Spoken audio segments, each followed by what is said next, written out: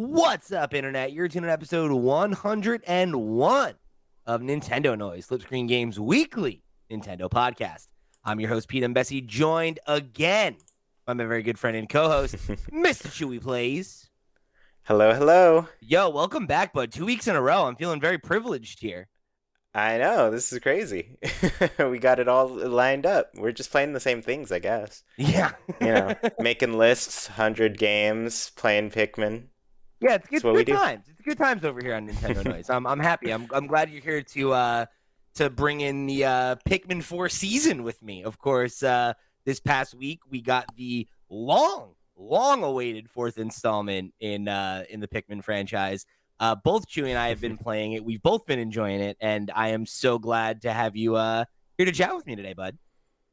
Yeah, I'm pumped about it. I mean, cheating on Zelda a bit, still haven't finished it, but I figured, I've played 135 hours. Zelda can wait a little longer. Yeah, you could use a break at this point.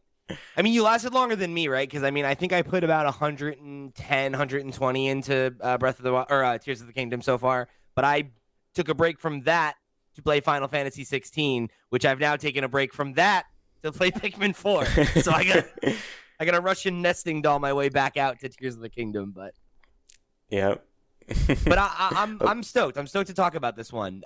So I want to just kind of kick things off, I guess, with because it's Pikmin. I wouldn't say that it's a game that's like very spoiler heavy, but I think we're gonna keep it, general top level impressions. We're gonna answer some of your questions at the front. We'll break for the Patreon and the plugs and all that stuff, and then when we come back on the back half, we'll go deeper. So if you want to go in fresh, you don't want to know specifics about abilities and some of that stuff, you'll have your out at that point. But I want to start with, I guess, you, Chuy, with what is your legacy with Pikmin thus far, and how far into Pikmin 4 are you now? So, the first Pikmin I played was Pikmin 2, and that was just the one. I don't know what your reaction was. Pikmin 2. So, my friend actually let me borrow that when I was in high school, and he just said, "You know what? Go ahead and play this game." And then I did, and I was like, this is a really hard game. And both my brother and I got really into it. But then our friend, who is basically lived with us. He was just down the street. He was always over playing video games and skating and playing music and whatever. But he would come over, and I'd just play the battle mode with him all day. That's so and funny.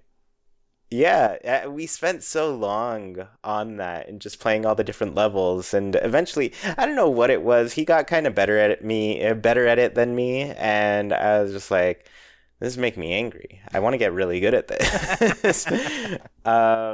But yeah, so I started with Pikmin 2, played that on the GameCube originally. I did revisit that game and the first game because I hadn't played the first one when they went to the Wii. My brother got both of the new control scheme Pikmins, and then I was like, yeah, I'll play this again, and I haven't played the first one. Let's give it a go. So played through them on the Wii again, and then of course the Wii U one came out. At the time, it was one of the like Nintendo Selects games when I got it, the ones that they just like bring down to $20, and I'm like, that's such a steal for a Nintendo game. Yeah, I'm you like, kidding me? please do that again. But yeah, so I played Pikmin 3 like that. Got a real cheap copy, I think, at GameStop, and then that one. That one, it bugged me on the Wii U, honestly, because it felt like all the games try to do the gamepad thing, and I was more annoyed with it than anything. I was just like, it shows up, even like if you played just on the gamepad, all of the little like what's the word? You'd get these messages from Olimar or whatever, and it'd be like it would go down to the gamepad, but even if you were on the gamepad, it would get like real small on there. Like if you decided to just play on the gamepad, and I was like, this is because first off, I was like, I want to play with the Wiimote nunchuck because that's the best control scheme for Pikmin, and it just works. It makes sense.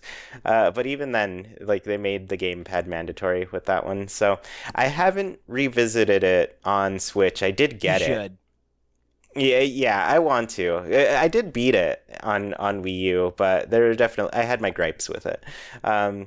Switch, I got the Switch one, but I mostly did that out of like give us a new Pikmin, I'll support.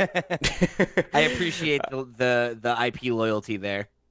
Yeah, yeah, and honestly, I was still like, come on, guys, give us online bingo battle. Like, why is that not a thing? It's That's so much fun. it's so funny to me that that's like such a core part of your Pikmin experience because I never played the multiplayer before. You gotta play the multiplayer. Okay, my first experience with Pikmin 3 was actually at San Diego Comic Con. Nintendo had some stuff on the floor in the convention center, and they always do kind of like a thing at the Marriott next door, but it was just a demo of Pikmin 3's bingo battle. So that's all.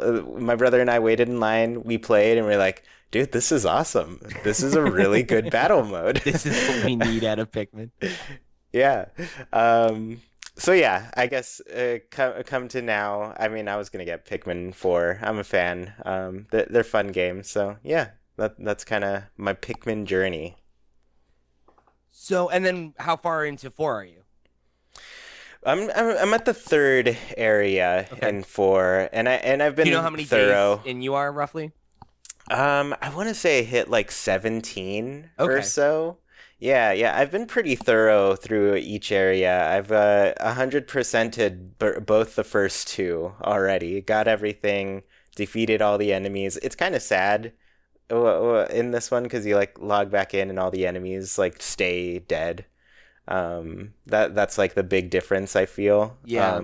Between this and the older games, because you'd respawn, all the enemies would respawn the next day kind of thing. But yeah, this one they just stay dead. It's interesting. It feels like this game is like very centered on progression in a way that the others weren't.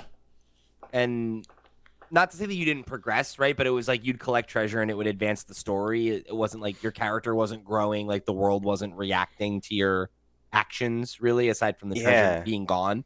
And I feel like you see that a lot more in this one, where it is like you're leveling up your character, you're expanding the base, you're finding new NPCs. Like there is the game feels more like linear almost in that way, but I think it is so based on like you feeling like you're progressing through the world rather than it being, that almost like roguelike experience of the originals, where it is kind of just like each day's a blank slate, Yeah, I feel like the earlier games had kind of like that sense of urgency. Like you couldn't spend too long on that because it's like you're going to run out of food. You're going to die before you can get off of this planet that you crashed onto, So yeah, failure I think was like a real option in that game in a way that I feel like it's not anymore.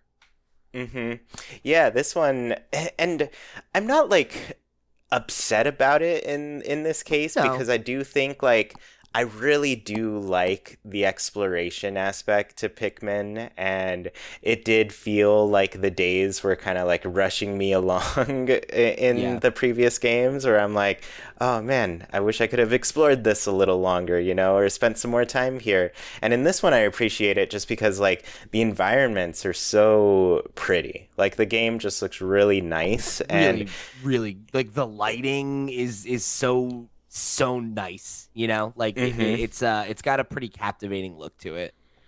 Yeah, and just like going into those spaces, I'm like, because I've been waiting for this kind of thing. I remember we saw the first trailer and I was just like, there's always that sense with Pikmin where it's like, are they on Earth? Like, is this like Earth planet? Are the people gone? Where are the houses? Yeah, what is this? I feel like the like popular fan theory has always been that it's like it's a post-apocalyptic Earth, right? And it's like it feels like that's more confirmed than ever, right? With like what we see in kind of like I've already found another area that was like indoors, but I mean like the opening of the game, right, where you play as Olimar briefly, is like takes place inside a house, and it is so That's interesting to. that's something I've been waiting for to happen for so long because I Yeah, was like, I mean, come on, they're finding our stuff from our world. Like clearly, there's like a house somewhere. All this stuff is connected, and I really like how those layers are being realized in this game. I feel like every place you go, it's like connected to the world in a very specific way. So it's cool. I really like to see that and explore it and just like move the camera around and actually get it like a good visual of it. Just seeing yeah, all of those things and being like, man, I guess I've just like been fascinated with like being tiny in a huge world and exploring that like kind of the borrowers kind of style, you know? sure.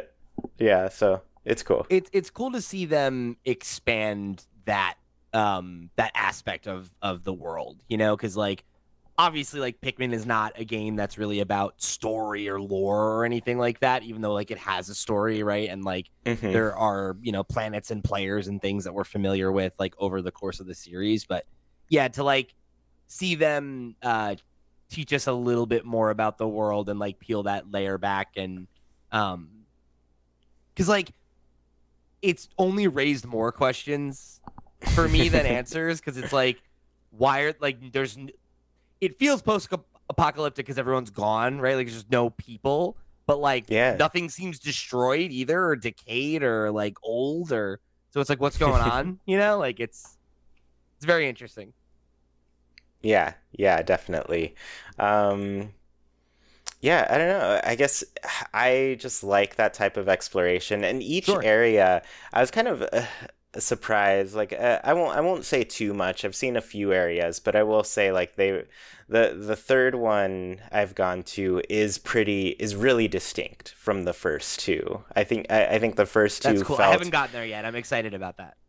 yeah, I felt like the first two were like pretty connected and very close by, but this one, the third one kind of takes you a little further off and you're like, "Oh, this is a different spot." It kind of makes you rethink what the landscape is kind of around where you've crashed, right? Okay. I guess your main character hasn't crashed, but you know, everybody else did.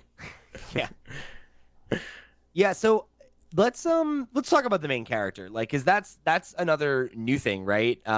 Hmm. We've always played an existing character prior to this and you know, having the like ability to like have that full control is obviously something new and it's something that they really didn't like reveal or talk about until kind of like the most recent like the last big trailer before the game came out. Um Yeah, I feel like I saw it on Twitter. Just like yeah, there's different character customization. Here you go. it's interesting. Like it's an interesting choice. And it's like one that I'm certainly like into because I feel like and I don't know how you feel about this, but I feel like every main character after Olimar and Louis has kind of felt like less memorable to me. Hmm. Like I don't really remember the names of any of the characters from Pikmin 3 if I'm honest. Um Yeah. so like the idea of like letting you kind of, you know, if you want to make your own character, like you want to have your own like stand-in whatever, right? Like that felt like a fun choice that worked for me. Yeah. I really liked this character creator because like I don't know, it just felt like we got a lot of unique slash different options from what I think other character creators are like. Yeah. Because I feel like a lot of them are kind of aimed at like making it possible to get pretty close to what you look like. I think that's a lot of the appeal with Yeah. them, you know, like make you You want that make self-insert. yeah, make yourself and put yourself in this game, right? This one, I didn't really feel like any of them really fit me, and I was like, you know what? I'm just gonna have fun and make just a character, Yeah. you know, just some different type of thing. So, they have basically like four different body types. All of them have different faces, hair. Um, uh, I guess you could change the color of their hair and whatever spacesuit they Yeah, which wear, I didn't right? realize at the time, but I've got like somebody else's B-roll up that I found on YouTube, and I like whatever suit you pick is the color of the suit that everyone's wearing, which I think is funny. Like everyone in the crew Yeah, is matching. yeah. Um, Yeah, it's pretty cool. changes the color of your Uh, ship too. Oh yeah, that's it changes a lot of little things. But yeah, I actually went through and I made like a character with each of the different body types and just like picked what my favorite was after That's that. cool. Like I had four different options and I was like, I could really play as this one or this one. I could see any of them being just like a little I guess where are they from in this I forget game? the name I of their forget the name planet of the all the time. planet. Yeah, I can't because it's remember. not like Hocotate, right? Where Olimar's from. Um yeah, whatever. I was just like, I had fun with it. It was really cool. Yeah. And then even seeing like a lot of the other cast of characters too, and being like, oh, look, they've got this different thing going on with their character, and that's pretty awesome. So, yeah, I like I like that change for sure. I like the way that they handled it too, because it's like everything's gender neutral. So like you Hmm. pick the body type that you want, and then you pick the face that you want, and then like you said, like and then all the character like is referred to with like they them pronouns. So it's like Hmm. I appreciate when that's I think like a trend I've noticed in a couple of Nintendo's more recent titles, right? Like Animal Crossing handled it that way. And Hmm.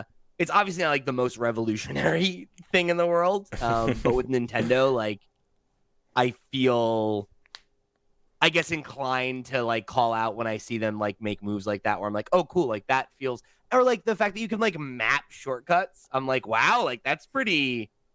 Look at you, Nintendo. Look at me, like look at you letting me make choices. Like, wow, Yeah. Yeah, and let me that appreciate that. mapping shortcuts thing is like very helpful because some things feel like weirdly hidden behind like Yeah, secondary like your menus. pack. It's like, how the fuck do I get to my items? Like, Right. it's Yeah. like so. It feels way overcomplicated for sure. Yeah, it kind of runs into what I feel like a lot of people felt Tears of the Kingdom ran into, where it's like, does this controller have enough buttons to play this game? You know?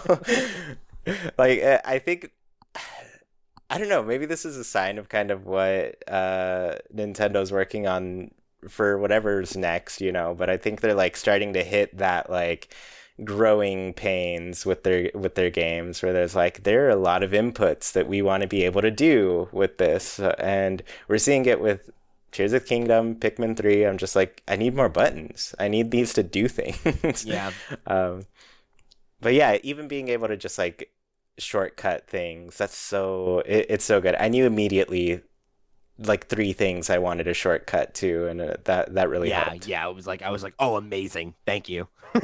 Hmm. Easy decisions. Yeah, yeah.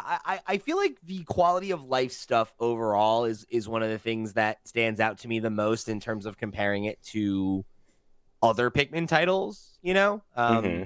Because like I don't, I feel like if you listen to the show, like you've probably heard me talk about my history with Pikmin. I've played them all. I've enjoyed them all. I like Pikmin a lot. I think it's interesting where I like the time pressure and kind of the difficulty of the earlier titles, but I definitely see Hmm. why that's like alienating and kind of intimidating to some folks. And this game, I think, feels very much in line with kind of that trend we've seen on Switch of like, okay, this is the entry that's like the most accessible one, and it's the one that's gonna, bring in new fans and make it like a bestseller and like, kind of giving it like the three houses treatment of like, so you've been like looking over the fence at Pikmin for the last three console generations. You want to try it? Like, why don't you come in Hmm. and give it a go? Yeah.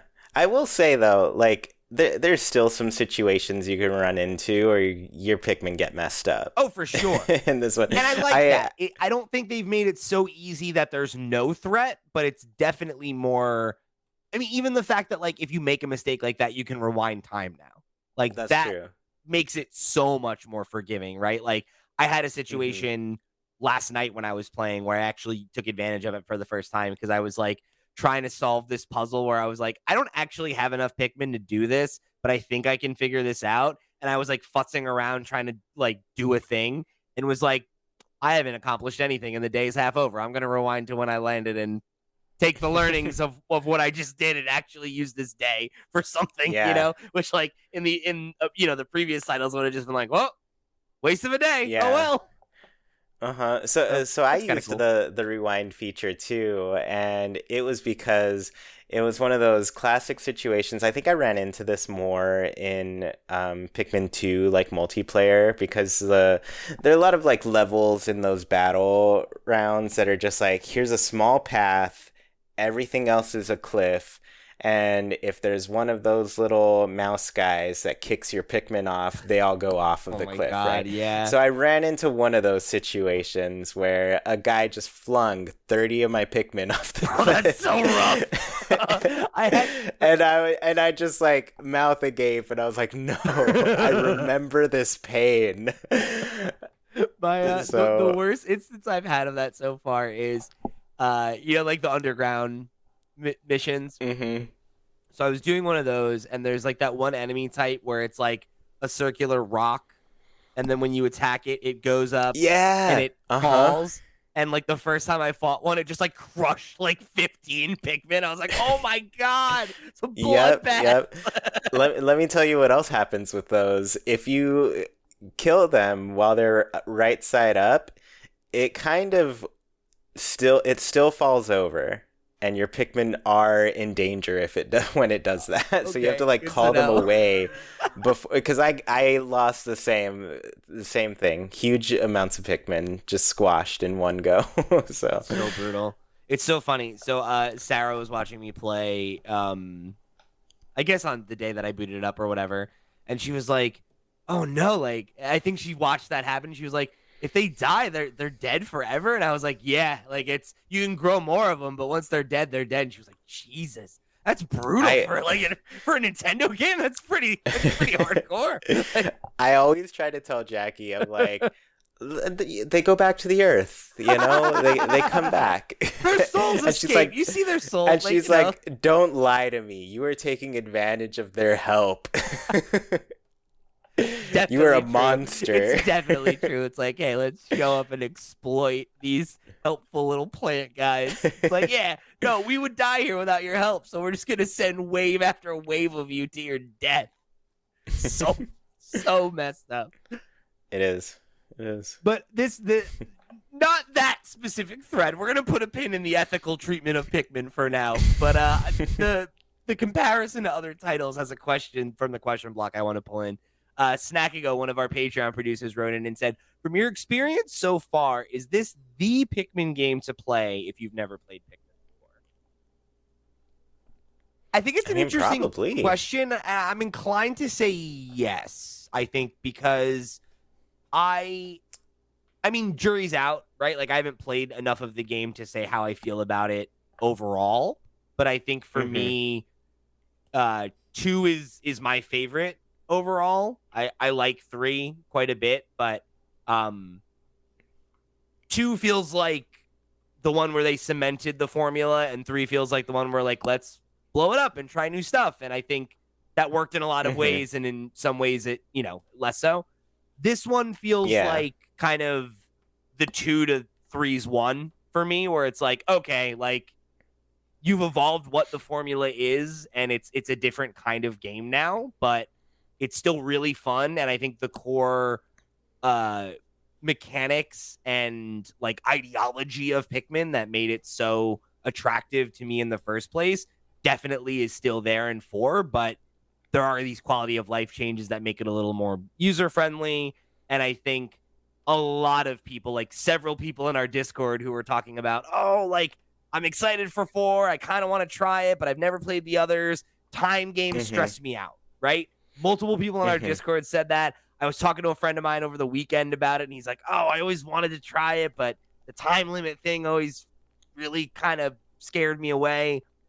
I think this Hmm. is the game where, like, if that felt intimidating to you, they've sanded off those rough edges enough where you'll be able to get into it and not have that anxiety.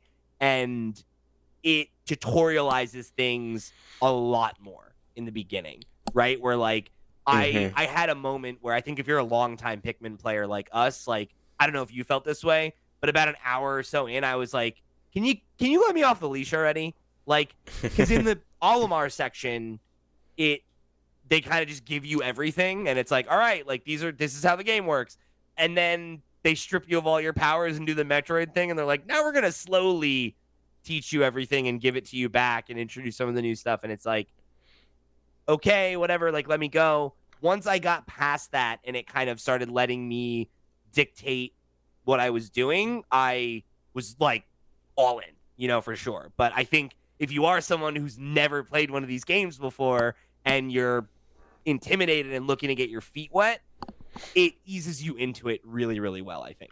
And I think it breaks down like what the core mechanics are in a way that's very, very simple to understand. And as you play, you'll recognize kind of, the nuance and like where there's room for your creativity and kind of like, what's that word that they keep using? What is it? It's the Dandori. Dandori, right? And it's like, it's this Dandori Japanese principle of like doing things efficiently, right? And like taking in the totality of a situation and then like making good use of your time and like achieving things in the right order so that you're the most efficient and the most like equitable with your time. And like that's the whole core of Pikmin, right? Is like it's the opposite of Persona 5 Royal, right? Don't take your time. Like be very judicious with your time. Yeah. On that, I have one friend, Tab, who she tried out the Pikmin 3 demo, and she didn't really click. It didn't click with her too much. But after trying out the Pikmin 4 demo, she was really into it. Like the changes that they had made, like just connected with her more, and she was able to enjoy the game in a way that she didn't really feel in the previous title, right? Interesting. So yeah, I think it might be just like the way about it clicked more. I'm really not sure, but I'll try to find it in a little bit. But I imagine that it helps to have some of these things broken down a bit, and because I don't think when I first played Pikmin, I really understood like the time management / real-time strategy aspect to it, I was playing the game for a long time before I actually realized how to play it.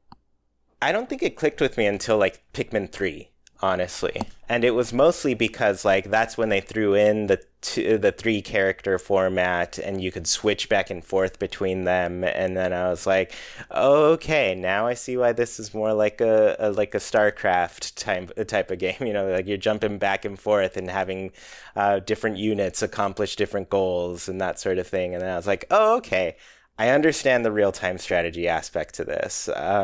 So now, like, playing this one, I'm just like, you know what? I'm throwing a couple Pikmin here, a couple Pikmin there. They're going to work on this while I'm doing that. And I feel like I can manage that a lot better. But maybe it's also like people are being introduced to that better in this game and that aspect of the gameplay. So, and I think it is just less punishing overall, which I think...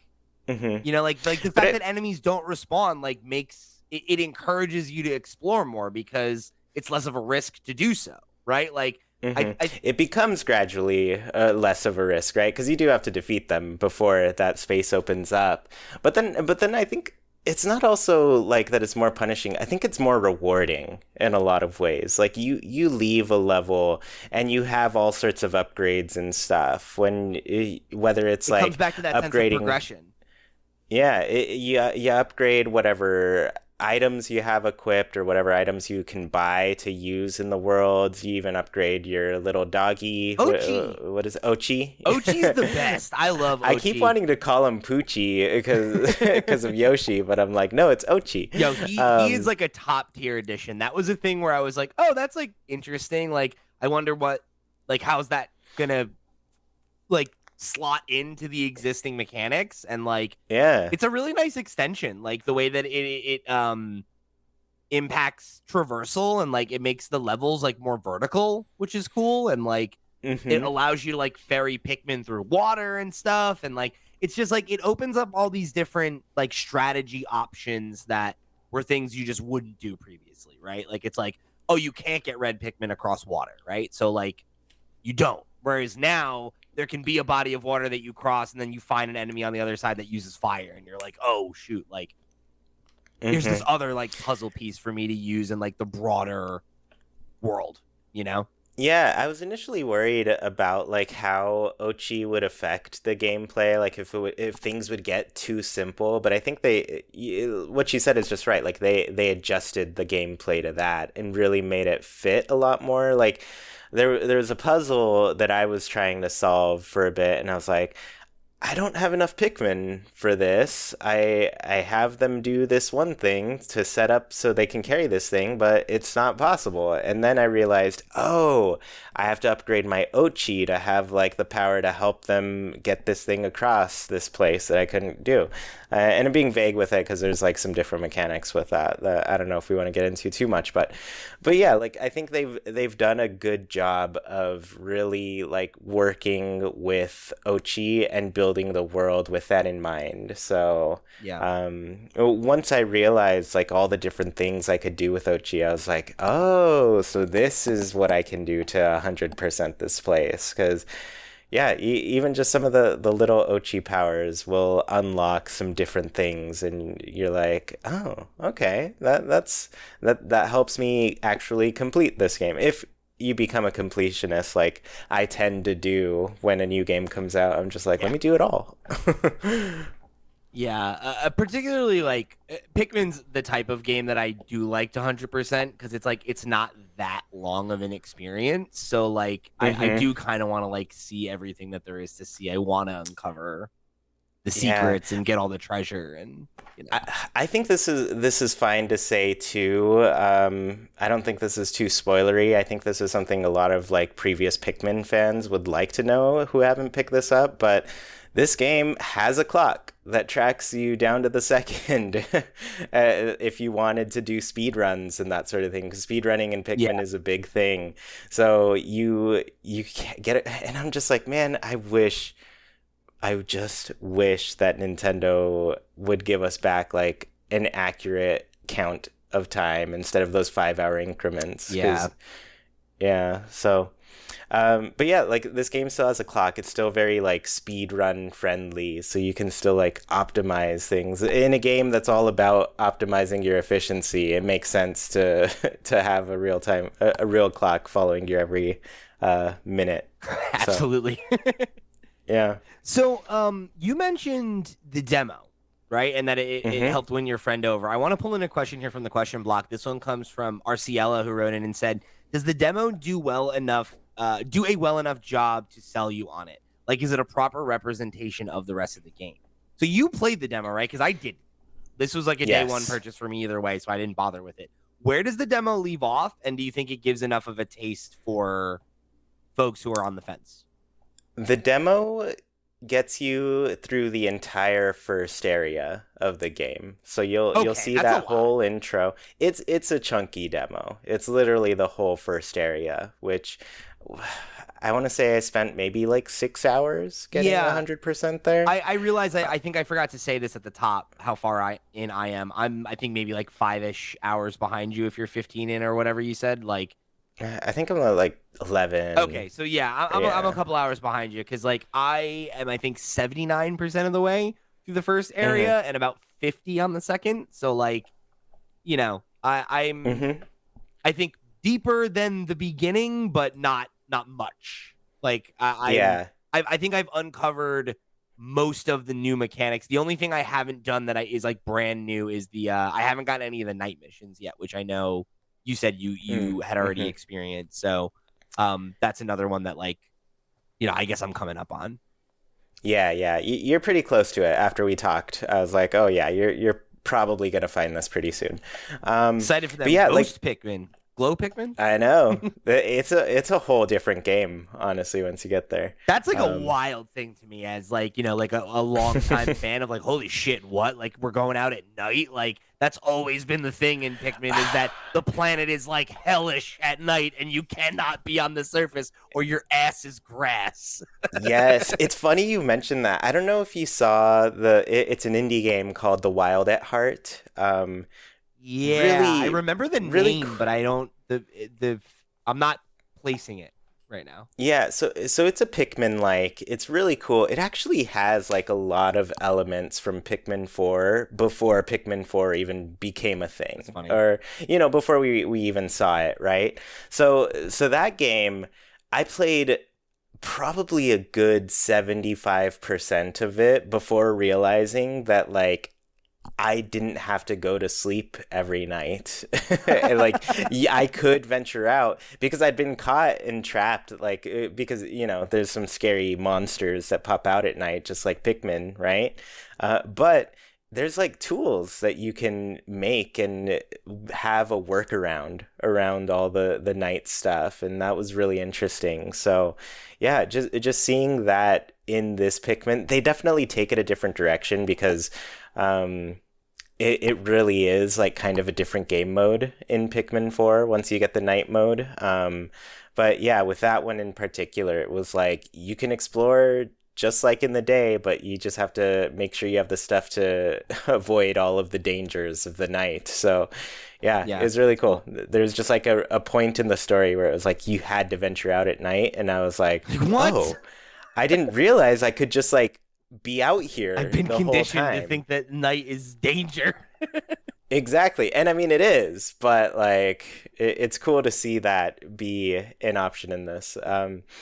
What was I going to say earlier too about the first area? Yeah, the first area, it's huge. It's honestly like if you want to get a taste of a lot of what this Pikmin game has to offer, you're going to get a really good taste Yeah, from you should the definitely go play the demo. demo. It sounds like, if you're Yeah, on the fence on the one scaling.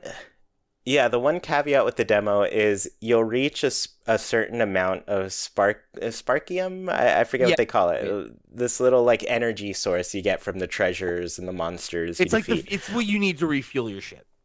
Yeah, once you collect enough of that, whatever day, once you end that day and you've collected that threshold, the demo ends for you. But what a lot of people did, because I looked into it after, they just kind of saved all of the big treasures to collect on Yeah, like a final day, and so people can like 100% the first area if they wanted to in the demo. And then after that, like all of your progress just crosses over if you decide to buy the whole game. yeah. So, That'll definitely be enough to give you a sense of if it's for you. The first area is hmm where they really let you off the leash, and like I talked about, that's kind of where the game opens up, and that's where it really was clicking for me. So I think you'll understand if it's for you at that point. hmm Talking more on the value prop of it, I guess, of like selling people on it. Left Eye Lazy wrote in and said, "Is it worth $60 in this summer video game economy?" Good question. I think we just last week, right? We talked about the question of like, is this the best year ever for Nintendo Switch? And I think arguably this is like going to be a contender for one of the best years for video games ever, right? So the yeah, just in idea, general. yeah, like it is. I think it's a pretty strong contender. So the idea that like this game could get lost in the shuffle in that way, right? I think it's hmm understandable why you'd ask that question, Murph. I would say it is. I think Pikmin is a really great series. I think it's definitely underrated. And I think if you are into like RTS management, um, any of the stuff that we've been talking about, like you owe it to yourself to give it a shot, I think. Because it is uh a really great example of those genres, and it is also very totally unique within those hmm genres because it is absolutely an RTS management, resource management game, but it's not anything like StarCraft or like a tycoon game, or it's like it's on that spectrum. It's a very weird place in between, and there's no other game like it. So I think if you're curious, I would say you owe it to yourself to give it a shot. And you throw out the $60. Don't forget the game voucher system, right? On Switch, right? hmm Like that is a thing you can still, I think, go pop off. And you know, I'd say roll the dice on it. And then if you're not sure, there's the demo, right? Like we said, that will Yeah. get you far enough that I think you'll be able to see if Pikmin's particular flavor speaks to your palate. Yeah, if I had to guess, I'd say the demo is probably like a good 20% of the game, honestly. Like it's a big chunk Yeah. of gameplay that you can play. Because my understanding Um, is I think you can complete the main game in under 15 hours, roughly. Is like what I've yeah, heard. I think for most people who've like kind of played through it, didn't really 100% it, but yeah, they got through the main story in a reasonable time. Um, Which I think is and another yeah, nice thing about it, right? Is like if you are kind of, excuse me, looking for another game to play, like as like a either you beat Tears of the Kingdom and you need something else, or you're in the middle of Tears of the Kingdom and you kind of need a palate cleanser. It's a perfect game for hmm that. yeah, yeah, for sure. And I'll say also, anybody who just really appreciates the borrowers, you should play it.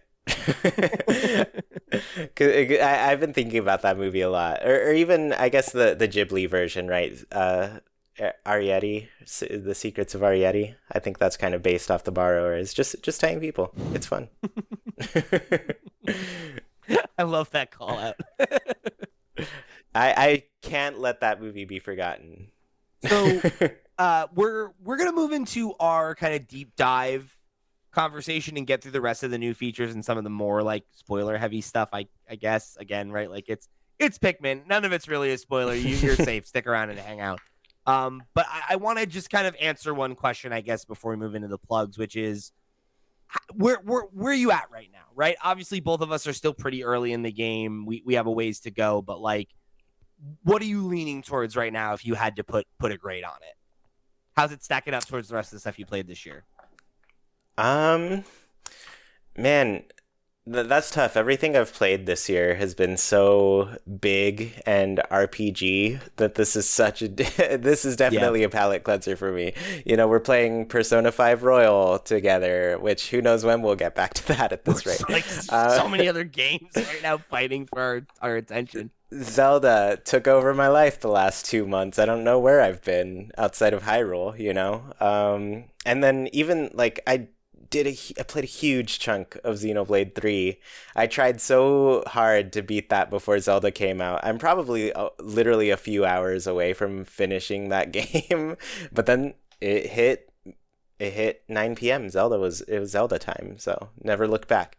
Um, so this game, it's definitely different, but honestly, it's been really nice to change it up and play something just vastly different from all of those things. So I'd put it at like B plus A minus range because I will say there are some like little things in the game that are like weirdly annoying to me. Some of them are like, I don't understand why the menus are so slow to respond with like my inputs. There's I'm just like too trying to many of scroll them through. too. Like it's the menu Yeah, system is kind of confusing because it's like the old games had like no menus and now there's like a ton of them and it's like why do they cascade the way that they do? Like it's just a little bit much. That's why that yeah, shortcut system is so important. But like you uh-huh. shouldn't need a shortcut system to get in your bag, you know?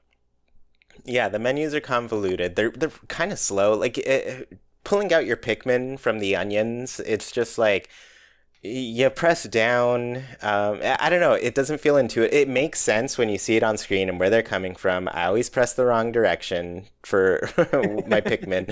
But outside of that, it's also like you press it and it just like takes a bit too long to respond. And then you're like, did I not press it? What is this? So kind of the responsiveness of the menus is a little bit of an annoyance for me. Um, this game, it has like a lock-on feature where it like automatically locks onto things as you're close to them. It's helpful, but sometimes it's just like not responsive enough and you doesn't quite jump to the next Yeah, I thing wish I had like in more time. control over it. You know, like Yeah. I the auto lock of it is fine, but I wish that it was easier to like lock onto items the way you can lock onto enemies. You Yeah. know? Yeah, and I think I don't know. I the way I would have changed it is there is like a lock-on feature where like it the cursor locks on, but then if you hit like R2 or something, it stays locked on no matter where you run around. and I'm like, I kind of wish like you that was just like the lock on. You hold it to lock on, you let go, and it goes free. You know, um, Sure. that's the one little thing I would change. But yeah, little tiny gripes. Honestly, overall, it hasn't like really messed me up yet. I'm sure I'll hit a point where it does, and I'm like, great, I'm dead. There goes 50 Pikmin. But yeah, I think those are the little things. But yeah, I'd say like B plus, A minus for now. Yeah, I'd say I'm sitting in a pretty similar range. Like it's definitely in that upper echelon for me, and I think obviously I'm like I said, I'm a Pikmin fan. Like I've been looking forward to Hmm. this game, so I'm excited for a new Pikmin. But I think in general, like it feels like the perfect game for the moment for me, for the reasons that we Hmm. were just talking about. Where like I've played a lot of games this year, and most of them have been these really like kind of like Titanic experiences that are like I spent 100 hours in Tears of the Kingdom plus, right? I spent Hmm. 40 plus hours in Final Fantasy already, right? And it's like this being something that is lower stakes and more bite sized and not that it's not a game that like I sat and played it for 4 hours last night, 3 or 4 hours last night, right? But Hmm. today, right? Like I was getting ready to go. My band's in the studio right now, everybody. Long friend, time friend, go check us out. Um, and I woke up early because I was excited, and I had like a half hour to kill while I was waiting to go meet up with my bandmates. And I was like, half hour is quite a bit of time in Pikmin, So it's like Hmm. happy to jump in there, and it has that like um that quality that I feel like we always identify in like the best Switch games of like it's a game that's easy to play for 15 minutes. It's a game that's easy to play for 5 hours in a row.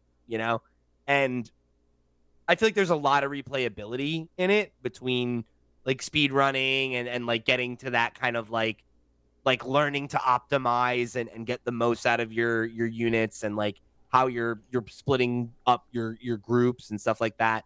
So it's like if you just want a nice like easy weekend game that you're gonna like no life play and devour it and get through it in 2 days, it's great for that. If it's like a slump buster you want to play in a week and get a palate cleanser and move on to the next thing, I think that's cool too.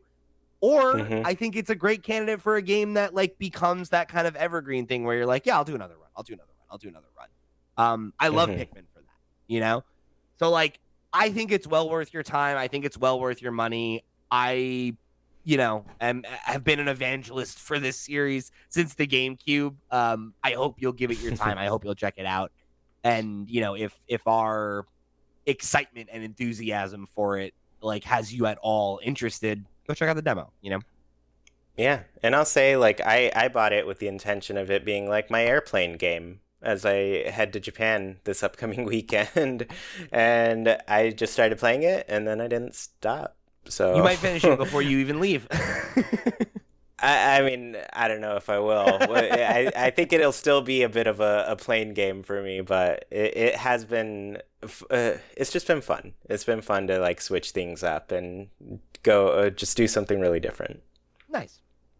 So we're going to talk a little bit more about the game in just a second here, but let me remind you that this episode of Nintendo Noise is brought to you by our Patreon producers for the month of July. They are, of course, Arnold J. Rimmer, Christopher Valenz, Earth Visitor, Gabriel Hasselmeyer, aka Asobi, Snackago, Ty the Dude, and Wakahula. Thank you all so much for your support over on patreon.com/flipscreengames. Y'all the reals to the real, and we greatly appreciate your support of this and all of our sister shows. If you want to write in and let us know what you think about Pikmin 4 or hit us with your questions about this or any other episode of any of our shows, guess what? There's a bunch of ways you can do that. Head over to flipscreen.games. That's our website. You'll find links to the Discord, our email address, our Patreon. If you want to go show your support, get your name right on the air, get the show early, a bunch of other perks and goodies. However, you want to write in, get involved, or show your support, flipscreen.games is the best way for you to do it. Go head over there and click on some shit.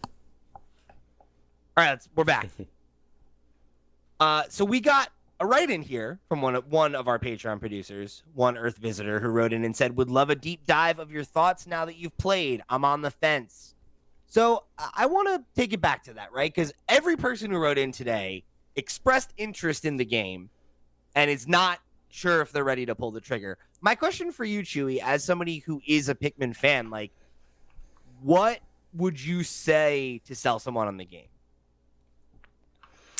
Um, with this one in particular, I think they really nailed it with the upgrades and stuff. It feels more focused.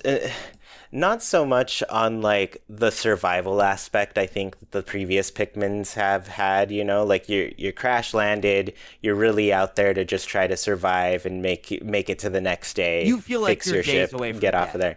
you know? Yeah, that's the feeling of the old games. With this one in particular, they took it a different route. You're a rescuer. You're there to save the people who have crashed on there, and since we're into spoiler territory now, the setup is Olimar has crashed. There's a rescue team that has responded to his distress signal. They have also crashed. You are now So the rookie. funny. You're the only rookie. You're the only person left that can be sent to go and save people, right? So that's the setup. But then as you dig into the world, you find out, oh, other people have crash landed here too, and they need help. And then not only do you save them, but you also like unlock different things, and you're building more of a colony on the planet, and they're helping you out. Some of them can make items for you. Some of them can like Give you change your side style. Yeah, others have side quests that'll get you a little bit more of the currency that you can use to get all those things. So, yeah, this one really feels like you are there to save people. You are equipped with these tools, but as you go along, you're just like unlocking more and more stuff that you can use and upgrade your character, upgrade Ochi. It's all about the upgrades. It's here. weird to me how well they've made, or not made, I guess I should say, like how well they've extended and added to the gameplay loop. Yeah. Because that's something I always would have said was good about Pikmin already, was that it had a strong gameplay loop, and it's just like the base camp and the like inherent sense of progression that's baked into the game between like getting those new items, leveling up Ochi, unlocking the new NPCs and everything. Like, it just feels so much more alive, and I don't think that that's like an inherently good versus bad thing. I think it's that like especially 1 and 2, right? Like, you have this sense of like you're isolated, right? Like, you've crash landed on this planet, you're alone with your thoughts, and you're trying to survive. And like that, then the next one, it's the same thing, but there's one person with you. And then the next time it's a crew, right? Okay, sure. This does feel way different, right? Like, it does feel way more like your character in particular anyway, right? Like, has a handle on things. And it's like, yeah, it's an uphill battle because like there's people that are lost that we need to go find. Like, we need to fix the ship, right? Like, it's not like you're in this perfect position, but like the fact that like food isn't a thing in this game, and like every other game, finding food so you have enough rations to not starve to death was a main mechanic. Like, that I think really speaks to how the focus has shifted to, it's less about like maintaining the machine long enough to keep the run going, and it's more about like that kind of natural like RPG-esque progression of your character, right? Of like building out your skill tree and being rewarded for, well, if I go explore and I find someone, or I find this raw material, I'll be able to buy that new item that I wanted. I'll be able to get that upgrade for Ochi. I'll be able to, do this thing I've been working towards, and have a sense that every run has purpose in the way that like, again, literally you had that in the old games because you're finding treasure, which is your main objective, or you're finding food to keep you alive. So obviously like each run had a sense of I did something and I needed to do something to keep the game moving. But in this, I do kind of like that change of like, now that you don't have the time limit, that you don't have that food pressure, you are kind of a little bit like, if you have a day where all you do is walk around the map and like scope things out for your next run, like that's kind of okay. Like you can take things at a slightly different pace and you can focus on different things. And I think it's pretty sick that like across the 4 main entries in the game, right, that like aside from 1 and 2, which are, I think very similar, each game kind of has, its own flow and its own like set of objectives and ways that you deal with problems and the ways that you progress. And like, I like that.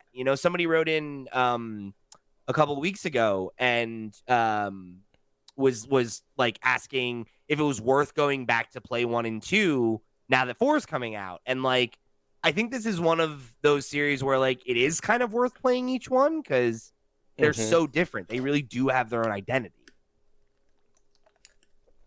For sure, yeah. And I think with this one in particular, where that affects it the most is that like they have an opportunity to tell a different story with this game, because the previous ones is kind of similar. You crash land on a planet, you got to get out of there. The second one's a little different, like they're there to actually like earn some money, pay off some debts, save their company. But yeah, like 1 and 3 were very much like, you gotta survive and get off of here. And this one, it's like, now that they have this opportunity to make a different story, it's like there's actually some mystery going on. There's evil, bushy, leafy person taking all of these castaways away, turning them into leafy people. You gotta figure out what's going on with that, what it all means, who that even is, So let's talk about that. So like that whole side story and everything, right, that's emerged now is couched in this like new gameplay thing, the Dandori battles, which is that like the multiplayer that you used to play back in the day? Is that it really is. Yeah, that's a lot like it. It's kind of, well, I'd say Pikmin 2 was more of a battle mode, really like try to defeat your enemy. I guess there were some collectibles that you'd try to beat them to and get to a certain amount of points, right? Bingo battle mixed in a lot of different items, and you just try to get a bingo card and fill it out. But yeah, it plays a lot like that. Even down to like, you're playing single player, but it still decides to give you a split screen view of the whole thing. Funny. Really weird option choice, it but is weird that it does that. Yeah. So you can, I guess maybe Nintendo or Japan in general is like, no, you can screen peek. It doesn't matter. See what your enemy's up to. How do you feel about Dandori battles? I really like them. Like I like them a lot. I think it speaks to like what we're talking about, where I appreciate that this game is like trying to shake things up, and like this feels like a really meaningful change to have like a sub game mode that like ties into your overall objectives, rather than just being like, what you do is explore an overworld map and find shit, right? Like that's always been the core loop. And this is like a really fun, creative way to take the mechanics that we know and recontextualize them in like a way different type of game mode, and like something that feels like almost like Splatoon-y to me in a way, like that it is this like objective based like arena head-to-head thing. It's like, it's so different and it fits in though. Like it doesn't stick out. It doesn't feel like a weird thing. The only gripe I have with it is that you can only do them once. Like I wish you could go back and do them again the way you do with like, you can go and run the underground levels again and like find the same, there's Pikmin down here, there's this, there's that. Like you can, I would love to just be able to do this every time I spawn because it's fun. Yeah, there is one little character later that you can save, and you'll be able to revisit the Dandoris. Oh, cool. Okay. I've saved and I two think of there's them even so like far, some but other I haven't ones. woken any of them up. Yeah. So the other thing with this is that there's even variety within those things. So I've encountered two different Same. types of Dandori. Yeah. One is like a 1v1 mode. You're trying to collect the most amount of materials, and they have, their little weight classes that they're all categorized by, and bonus points for collecting certain things. But the other one is more of a puzzle that's built out where you're trying to get as many of these things it's all laid out, I think the same every time, I imagine, but it's all laid out to be like, how efficient can you be with this? And there's different points you can hit. You could get a bronze medal, silver medal, gold medal, and then like a perfect medal, like you got everything, which I haven't accomplished with any of those yet, and I'm really sad about it because I thought I was getting a lot better at them. But yeah, those are really cool because it gets you to start thinking of like, oh, okay, how do I manage these resources in the best way possible to collect everything? So yeah, there's two different varieties that you run into, and so far I've had a great time with both of them. The 1v1 ones have been the easier ones, but of course, like they're not going to start you off at the hardest difficulty with these. Like Yeah. they have a rating to them based on little flames. It can go from 1 flame to 5 flames. Thus far, I've done a few 1 flame ones, and I did run into a 3 flame one. I did the 3 flame one as well. That was, I think, the second type that you just described, where it was like not the head to head. Really fun, challenging, really fun. I was so bummed because I was like 3 points away from a platinum medal, and I was like, damn, like, and it's so annoying that you can't be like, retry, like, let me go again, because I was like, I know, oh, I can definitely do it again, like if I got another shot at it, but alas, Mm-hmm. Yeah, and once you beat those, you'll usually get rewarded with one of the leafy castaways. Yeah. I've got which 2 eventually, so far, so yeah. All the night battles kind of revolve around getting them fixed up. That's what I gotta go do that tonight now. So I'm gonna start that right after we get off here. Yeah, because there's some cool ones. You unlock some cool things from all of those leafy ones. Because a lot of the castaways, they're there because something drew them to that planet after they heard a distress call, something that they were interested in. Like one some guy's of like them a treasure hunter, one guy's a botanist. Yeah. Mm-hmm. So it's kind of like your museum/encyclopedia thing where you can look back at all those things, which are super fun to look at. I always love the naming conventions of Pikmin items whenever you see them. What is I guess the one everybody knows is the Game Boy Advance SP, right? And I think what do they call it? I can't like remember. The stone? It's like something of advancement or something like that. Stone of Advancement? I think it's something like that, yeah. Yeah, and you just see a bunch of them. I found like a giant melon, and it was like some sort of moon that they called it. And they have such cute little things. I found a Game Boy Micro and a cartridge as well. That was cool. Mm-hmm. Wondering what other consoles we'll find. Yeah, they've got to have all the consoles. But yeah, there's just like a lot of really cool things built out of the Dandori stuff, and yeah, it really changes up the game in a way that really, like, if you're not so sure you want to jump into a full day of exploration and stuff, you can like shift over and do those types of missions at some point. And it's just like it adds to the loop in a meaningful way because it just breaks things up, right? Like it's not the next thing to do isn't always just another day, right? Like you can go to the base, you can upgrade, you can work on a side quest, you can, go do a Dandori battle. Like I really like that. That's something that I think, I don't know that I realized maybe that Pikmin needed that. And that feels like the most meaningful innovation that they have here is just kind of like tweaking the formula in a way to deepen it without taking away from what made it work in the first place, which is like not an easy thing to balance for sure. And they kept that all connected to the progression as well. Yeah, like there's rewards that you get from it. Every system feeds into the other really well. That's a good point. Yeah, Yeah, I'm really pleased with this game. Like this being a game I've been waiting for so long now. I feel like it stuck the landing, and it's a game I could easily see being on my top 10 at the end of the year. I mean, it's a tough year, so it's got some stiff competition, but you know, Yeah. I really love this franchise, and I'm glad to see it get another at bat because this could have easily been like, gone the way of like Star Fox or F-Zero, any of the other redheaded stepchildren of the Nintendo portfolio that don't get enough at bats to like become a thing. So I hope you'll go take a shot on it. I really think Pikmin is like a special IP that deserves a little bit more attention, and I think another kind of critical look from the fan base if you're one of those people like everybody who wrote in who has the interest but has never taken the plunge. Like it's a great franchise that has a really unique sense of style, gameplay, and aesthetic, and it's got so much going for it. I think if more people gave it a shot, they would realize how much it has to offer.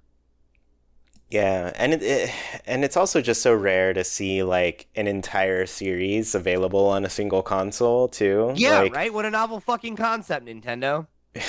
right? So like if you like this one, like you can go back and play 1, 2, and 3 if you want. And it's actually worth doing that. Yeah, they're all different experiences. They're all gonna bring a different challenge and just different stuff to explore. I don't know. There's just like a lot going for this series that I'm glad that people have a good demo to base it off of too. Like I can't stress enough. Like this is to do that for. It's a solid demo. If you don't connect with it there, then yeah, it's probably not for you. But I think people who are going to like the game are gonna see that very quickly in the demo. Agreed. Any final thoughts, Chuy? We didn't really talk about the ice Pikmin. That's true. The new little yeah, ice let's talk about the ice Pikmin a little bit. Yeah. I haven't gotten to the glow ones yet, but I like the ice Pikmin, and I appreciate how quickly you get access to them. Mm-hmm. Yeah, they're just available in the first world. I will say, I think there's really cool puzzles built around them. They're kind of overpowered against some of the enemies. Yeah, it's like it's interesting to me because it kind of reminds me of how Purple Pikmin felt in 2, where it's like, damn, like these guys are really strong, but it's like you can't at least they're so hard to get. Yeah, I don't have an onion right for them, so it's like okay, like they are kind of OP, but like using them feels like a risk because you need them to solve certain puzzles. So it's like you don't want to necessarily go throw them into every battle, Yeah. Like I had to farm them to have enough to like solve some of the puzzles that I've encountered. So I was like, I don't really want to carry them around for no reason, So it's like I'm with you there where I'm like, this is like maybe a little busted, but at least they're not so abundant that you can just be like, yeah, I'll just run with 30 of them and roll over everybody. Destroy everything, yeah. So the puzzles that you basically have, I have to tell you again, play the Wild at Heart, because this was also one of the mechanics in that, because they had like ice little Pikmin type of things, but they can freeze the water if you throw enough of them into like the pond or whatever, and once that's frozen, all of a sudden stuff opens up. Your other Pikmin can move around and pick things up, and that was the puzzle I vaguely touched on in the first area earlier, but I had to freeze a puddle, but I didn't have enough Pikmin to carry this onion. That's the thing I was across. doing where I had to rewind time. I still haven't figured it out. Yeah. So I had to find the way to get through that, and it was a really cool thing, and all of it is like, it's possible before you hit that second area if you play with your upgrades. I gotta go back and fuck just around right. with it because I only went to the second one because I was like, surely I must have to move forward before I can do this, and it's like, oh. I thought so for a second, but then I rememred the upgrades, and then I was like, oh, there's something here that can help me. Yeah, it's a Poochie upgrade, huh? Okay. All right, I see what you're saying. Yeah, so yeah, I don't know. There's really cool ways to think about the think around the world in this one because Yeah. like, if you want to like artificially make this game more difficult for you, you could be like, you know what? I'm not gonna swim with my Ochi at all. I'm gonna have to freeze the water and work off of the Pikmin I have left to do what's across there. Like there's ways to like I don't know, just approach a Kind of like metagame situation it. differently. Yeah. Yeah. So, yeah, I really like the ice Pikmin. A little overpowered in battle, so I try not to take them when I know I'm gonna get into some big fights, and I'm like, Sure. nah, I want to see some casualties here. I want to sweat. Yeah. So, but yeah, other than that, I ran into the ghost Pikmin. The whole night thing works pretty differently. It's definitely like tower defense type of gameplay. Ooh, see, that's So, great. Like, I love that it's mhm. yet another thing that breaks it up and does something else. Yeah, That's great. yeah.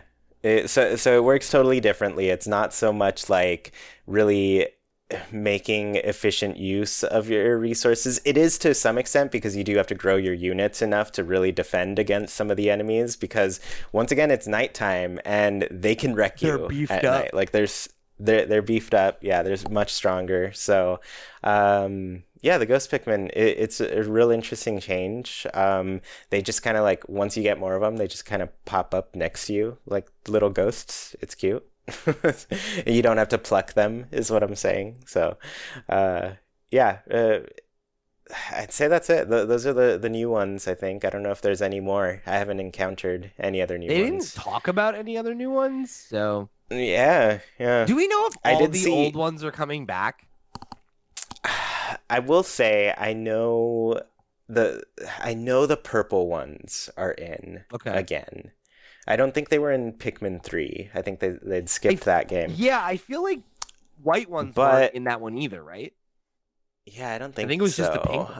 ones. The flying pink Yeah. fairy ones, yeah. Um, that's the only one I know of, and the friend who showed me, I think, yeah, I think they saw it like pretty late game, like kind of near the last section of the game. So, yeah, I'm sure they'll keep feeding Pikmin to us throughout each location. Rock. That was the other one. I've seen Rock Pikmin, They were yes. in 3. They were in 2, and were they in 2? No, they were in 3. They were in 3. Yeah, I think it was.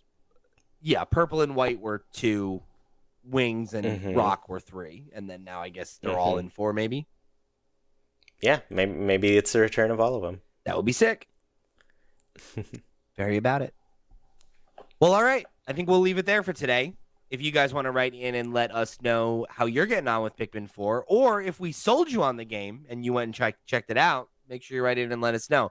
Of course, there's a bunch of ways you can do that. Head over to flipscreen.games. That is our website where you will find links to all the places we are all over the web. You can find our sister shows. You can join our Discord. You can go and support us on Patreon where you can get the show early, get all kinds of other perks and goodies. However you choose to get involved, we thank you for tuning in to another episode of Nintendo Nerds. For the crew, I'm Pete. He's been Chewy. We'll see you next week. Keep it adventuring.